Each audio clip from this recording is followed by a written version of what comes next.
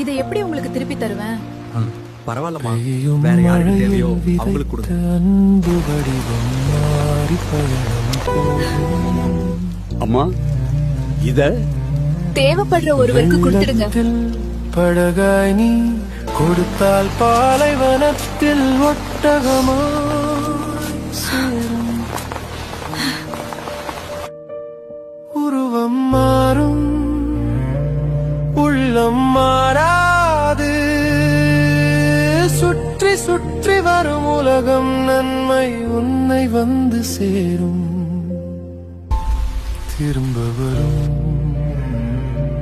நிச்சயம்.